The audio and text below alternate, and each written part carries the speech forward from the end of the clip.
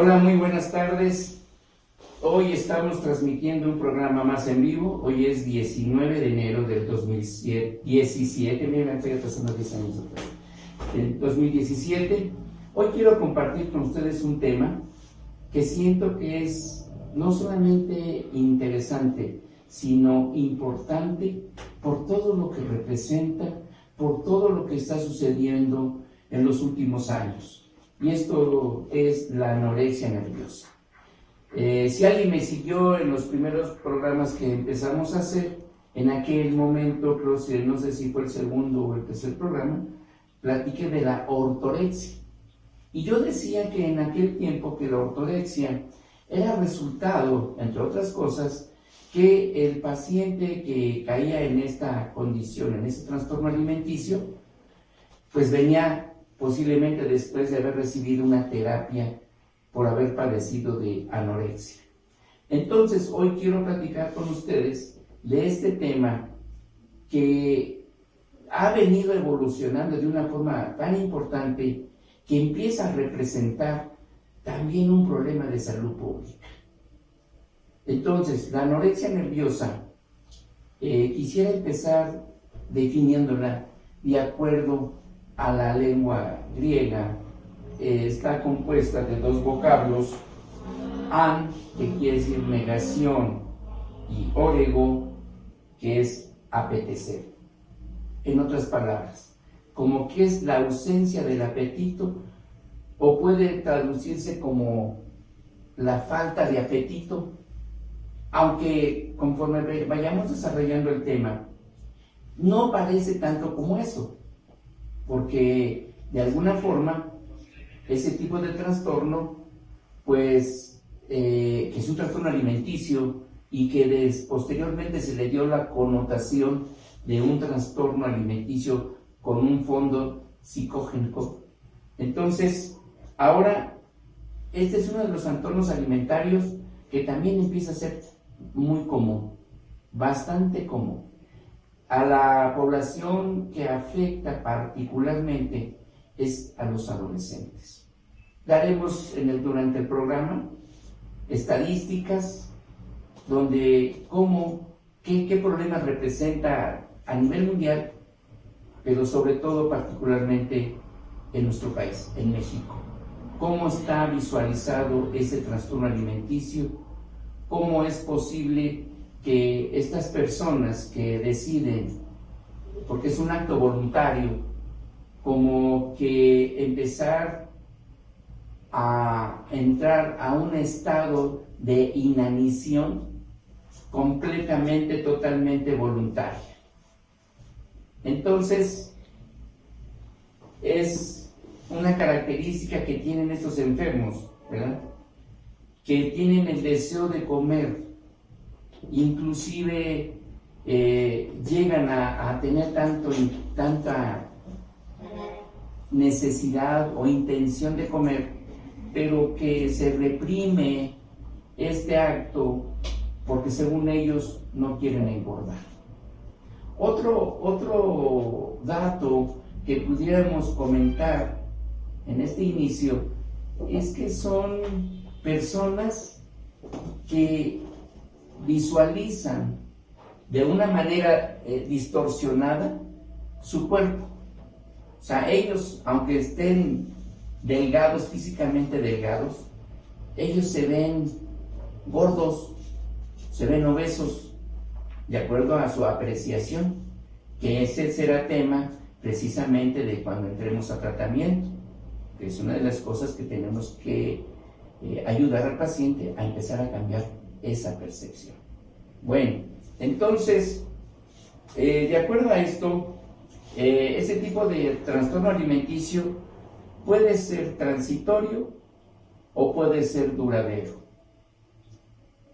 Ahora, empecé a investigar datos históricos de este padecimiento y resulta que me encuentro que ya en la época medieval ya lo detectaban, ya lo conocían.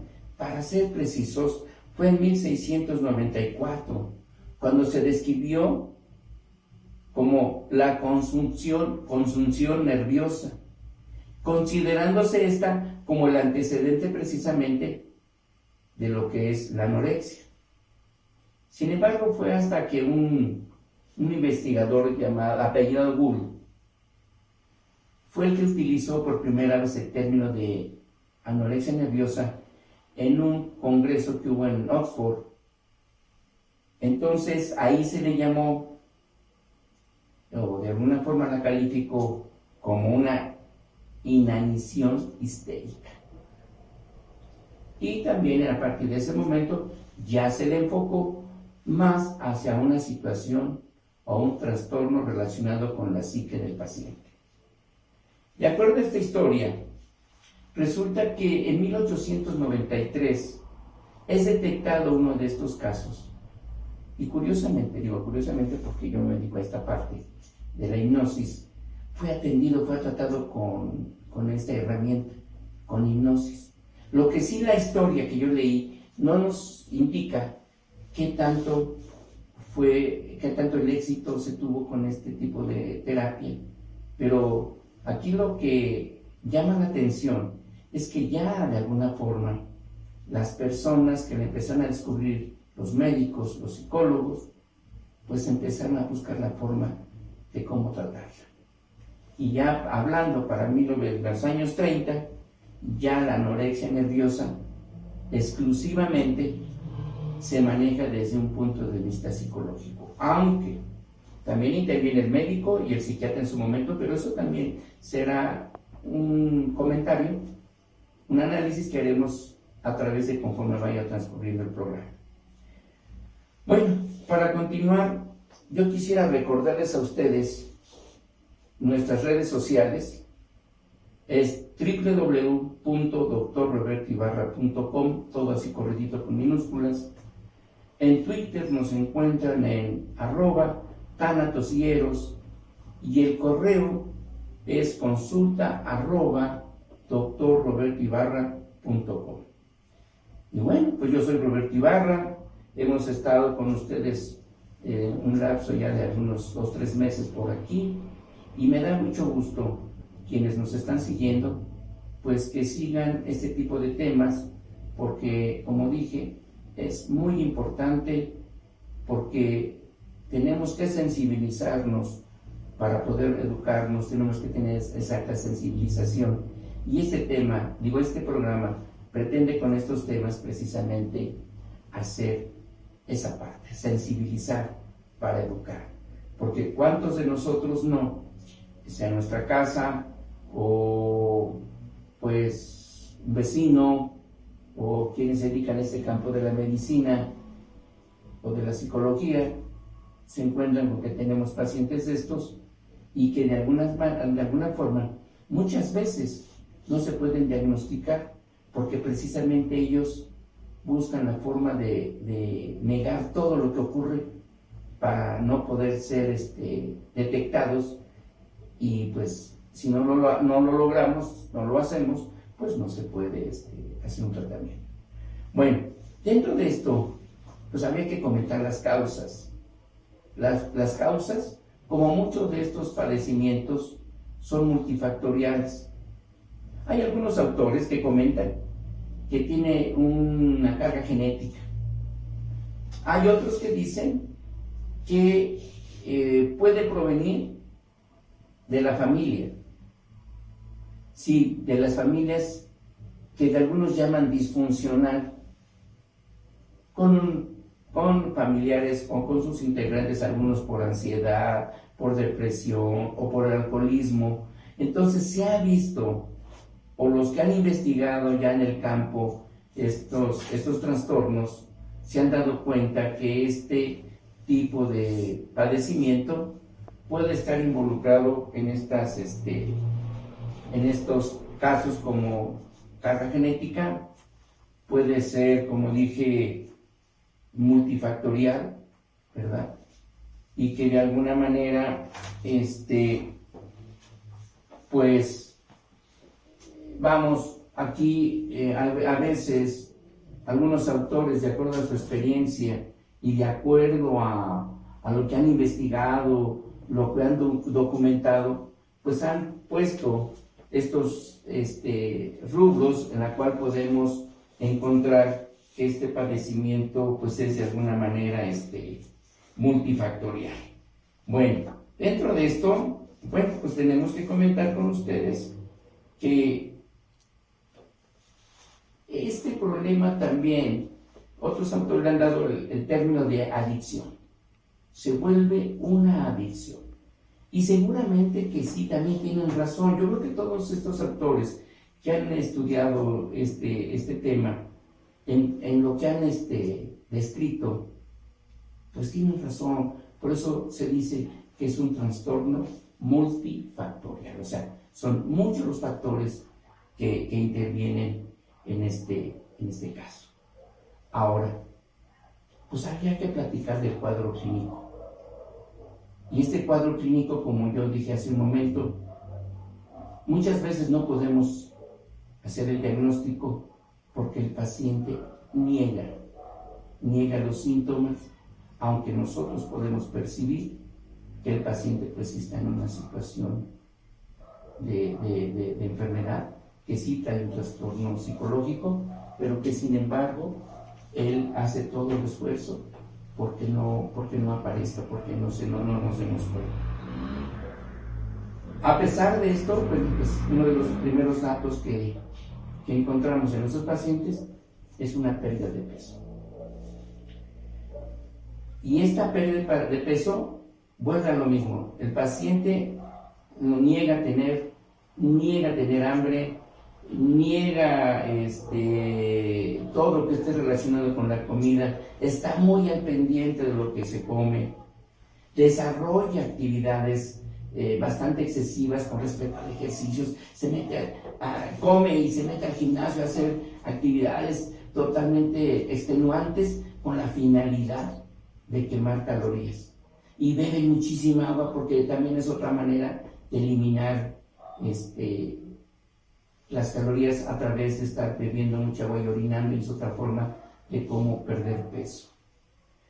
Bueno, si habláramos de mujeres, y quiero comentar ahorita esto, que este tipo de trastorno es más común en las mujeres. Sin embargo, fíjense que revisando otra literatura, ya algunos autores dicen que el hombre empieza también como que a emparejar estas cifras.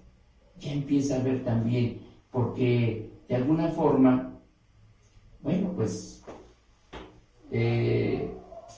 los jóvenes pues les presentan unos estereotipos en la televisión de un hombre guapo, delgado, y a una jovencita, pues mujeres muy guapas, súper delgadas, y que son, pues no sé, y como en este caso como adolescentes, porque este es otro de los elementos que se incorporan a esto, es que comúnmente es en adolescentes. Entonces el adolescente, por su misma condición, tanto de edad como de madurez psicológica, es fácilmente, es muy vulnerable a que él caiga fácilmente en lo que le cuentan los amigos, en lo que ve en la televisión, en lo que se da cuenta que, por ejemplo, los atletas, los gimnastas, los bailarines, por ejemplo, todas estas personas son extremadamente delgadas.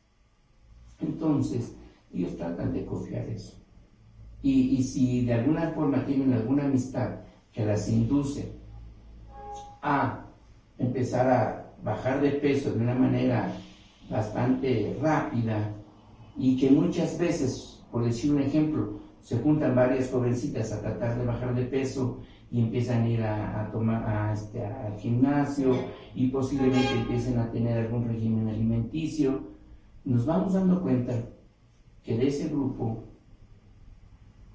al final continúan de una a dos personas todavía con esas rutinas, cuando el otro grupo ya la abandonó, pero en este caso se convirtió en una adicción, se convirtió en una obsesión, y entonces es cuando empieza el trastorno de alguna manera a darnos pues datos, como dije, algunos trastornos como puede ser, entre otros, estreñimiento, tienen una intolerancia al frío, y claro, esto es porque pues no tienen calorías, entonces son personas fácilmente friolentas.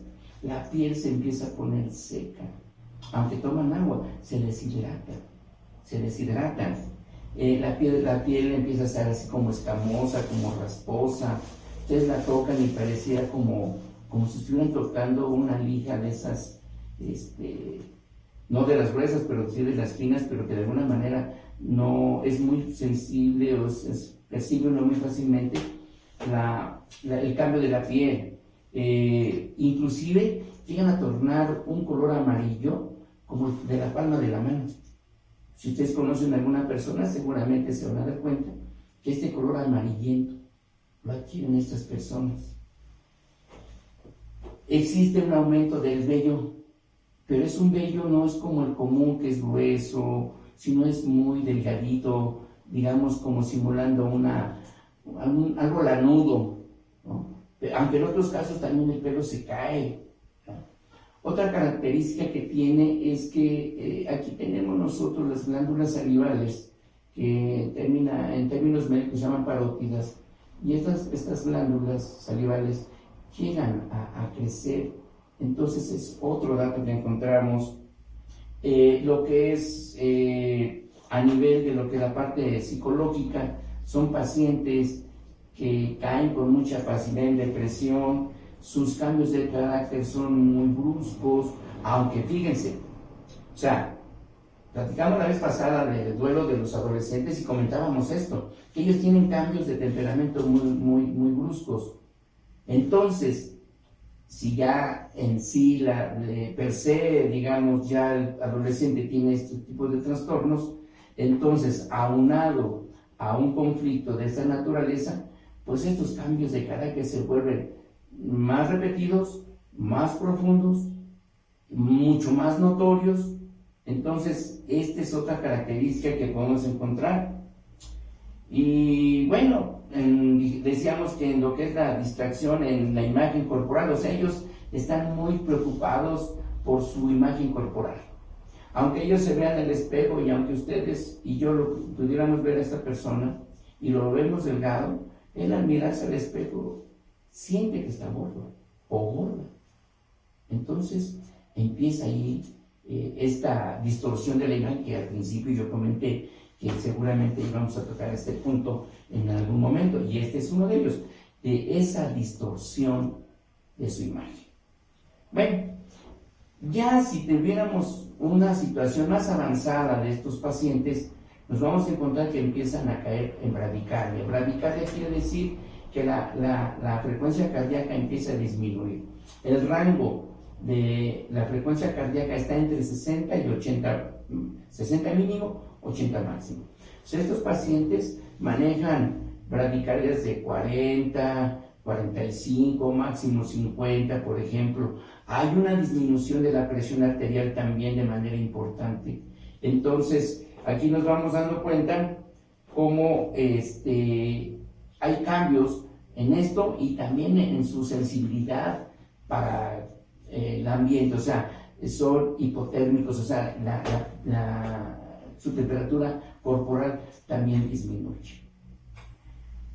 Bueno, ustedes seguramente habrán visto una persona en esas condiciones y se darán cuenta que prácticamente grasa no existe en su cuerpo, y lo único que pareciera ser simular que la piel como que solamente como que protege, como que envuelve a los huesos. La prominencia de los huesos es muy evidente, entonces podemos decir que estamos muy posiblemente ante un caso de estos. Entonces, si se dan cuenta, la gama de signos y síntomas que presentan estos pacientes es abundante. A lo mejor por ahí habrá alguna característica u otra característica muy particular de alguno de los pacientes porque presenten algún otro dato más, pero en términos generales, estos son los datos, los signos y síntomas que más comúnmente se encuentran en estos pacientes. Y hay otro dato que habría que comentar: en caso de ser mujeres, bueno, pues empiezan a tener trastornos en su regla, empiezan a presentar periodos de amenorrea, que quiere decir etapas sin regla. Pues como se darán cuenta, es bastante interesante esto, y sobre todo que con estos datos que estoy dando a ustedes, aún sin ser médicos o psicólogos, posiblemente pudieran detectar a alguien, algún familiar, algún vecino o alguna amistad con ese trastorno, y bueno, pues sugerirle a la familia que pues acudan, en este caso, al médico y al psicólogo, porque hay que iniciar todo un proceso de tratamiento. Bueno, aquí hay algo muy interesante que yo quiero compartir, y eso sí, discúlpenme, me gustaría leérselos tal cual, porque son datos muy duros, y estos datos son tan duros que pues sí quisiera ayudarlos con mucha precisión. Por ejemplo, me encontré, pues, para empezar, pues este tipo de padecimiento, aunque viene desde la mano, los primeros datos datan de la Edad Media, hoy se le puede considerar como un trastorno de la etapa o de la época industrializada. Es uno de los conceptos que voy a encontrar. Bueno, en México, los casos de anorexia son 4.9 por cada millón de habitantes. De acuerdo a una estadística, se hablaba un poco más de 3 millones de personas en México que tienen este trastorno. De hecho, por ahí hay una fundación que se está encargando de atender ese tipo de padecimientos. Pero desafortunadamente, pero esa es una iniciativa privada, desafortunadamente en lo que respecta a lo que es el sector salud en México, desafortunadamente no se cuenta con datos estadísticos, con formatos específicos que nos pudieran ayudar a que este tipo de casos pues sean registrados, pero también que sean atendidos de una manera adecuada, como adelante platicar de ello. Mientras tanto, bueno, nuevamente les vuelvo a recordar, si alguien quiere hacer un comentario, alguna pregunta, está ahí, estamos en Twitter, es @tanatosieros, en nuestra página www.drrobertoibarra.com, y estamos en el correo como consulta@drrobertoibarra.com. Y este es su programa, recuerden, se llama Aquí y Ahora con Roberto Ibarra, y estamos transmitiendo en vivo. Entonces, si alguien se interesa en hacernos algunas preguntas, con mucho gusto. Bueno, entonces, volviendo a la estadística, en algunas literaturas que yo consulté, se hablaban de que ya inclusive de 12 años en adelante, en todo lo que es la época de la adolescencia, es cuando comúnmente se encuentran estos casos. Sin embargo, fíjense que precisamente platicando de lo que es la fundación que se está dedicando a este tipo de atención a estos casos, ellos ya documentaban un caso de una niña de 8 años. Entonces, por un lado, y por el otro, hay otras estadísticas, otros autores que han abierto un poco más esta imagen, ¿verdad? Y dicen que es de los 12, inclusive los 25 años. Claro que ya de 25 años, de 18 en adelante, 19 en adelante, mejor dicho, ya no lo pudiéramos considerar adolescente. Pues es muy común, es muy frecuente en los adolescentes, más común de ellos en las mujeres. Pero como ya dije, pues también ya los hombres empezamos ahí a competir con ellas en este caso. Bueno, se calcula que afecta entre el 0.5 al 3% de la población mundial de adolescentes. Es la tercera enfermedad crónica más común en este grupo de personas. Se dice que cerca del 90% del adolescente que se realizan dietas son mujeres. Pero fíjense que ahí viene otro dato que es el que más preocupa y el que más tenemos que poner atención. La tasa de mortandad, o sea, pacientes que pueden morir por este trastorno, está entre el 3 y el 15%, que si lo pasamos a cifras, y hablando de nuestro país, estamos hablando de cerca de unas 600,000, un poquito más de 500,000 de muertes por esta causa. Ahora verán ustedes, dirán, si es importante o no tocar esos temas, si es importante o no que la población en general, de una manera sin tecnicismos médicos ni técnicos, se empiecen a enterar, o cómo poder hacer, o cómo identificar a una persona que esté en esta situación. Pero otro dato más, que siguen alarmándonos. Hay que alarmar, que nos alarma más. Dicen que en los últimos 5 años creció alrededor del 700% en México. Estoy dando datos de México. Entonces, imagínense ustedes, 700% más. Y si, como platiqué en uno de los temas que hablamos de depresión, y se decía que para el año 2020 el incremento de estados de depresión iba mucho más, y que se ya convertía, y de hecho está convirtiendo en un problema de salud pública, y si nos estamos dando cuenta que la anorexia en una de sus situaciones, de sus condiciones o de sus predisposiciones es la depresión, pues esto quiere decir que se va a potencializar muchísimo muchos de los trastornos, de los problemas psicológicos o de los trastornos de alimentación, como es este caso. Estos datos pues son bastante fuertes, bastante duros, pero que ojalá, si alguien del sector salud, del gobierno, de las autoridades, de quien esté en sus manos el poder hacer algo, el de poder empezar a crear esquemas o dar pláticas, crear folletos, pues todo aquello que pueda ayudar a la detección de estos casos, estaríamos en muchas posibilidades de prevenir posibles muertes por esta razón. Entonces, habría que comprometernos todos a empezar a difundir esto y a tomar cartas en el asunto. Ahora vamos a hablar del tratamiento. El tratamiento se puede dividir en tres especialidades, digamos, o en tres tratamientos o terapias que se pudieran dar. Una de ellas, hablaremos de la parte médica. ¿Cuál sería la función?